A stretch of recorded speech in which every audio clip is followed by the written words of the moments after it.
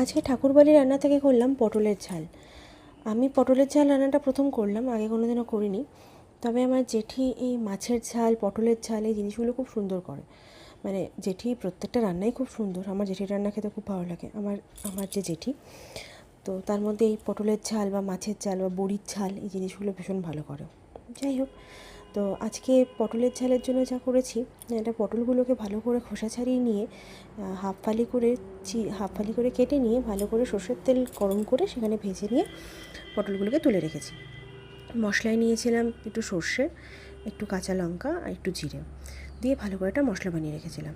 তারপর কড়াইতে সর্ষের তেল গরম করে মশলাটা দিয়ে একটু স্বাদ মতো নুন আর একটু হলুদ দিয়ে ভালো করে, আর একটু চিনি দিয়েছি, একটু মিষ্টি মিষ্টি যাতে হয়, দিয়ে ভালো করে সাঁতলে নিয়ে যখন একটু তেল তেল বেরোলো তখন একটু গরম জল দিয়ে দিয়েছিলাম। আর আমি এর মধ্যে একটু অ্যাড করেছিলাম ডালের বড়ি, যেটা আমি জেঠিকে দেখেছিলাম একটু ডালের বড়ি বা একটু বড়া, ডালের বড়া এগুলো দিয়ে দিত।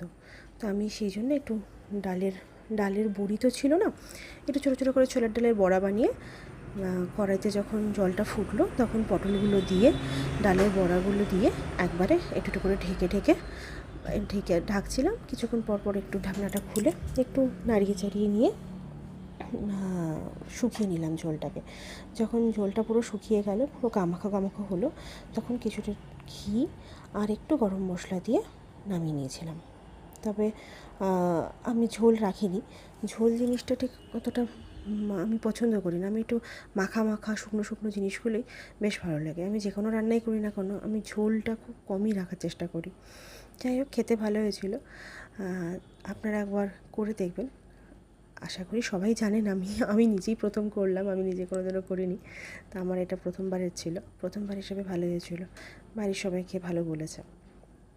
তো এর পরের বারে যখন কিছু করব, আপনারা যদি কিছু জানেন তো সেটা অবশ্যই আমাকে জানাবেন, বা যারা জানেন না তারা এটা দেখে একবার করতেও পারেন।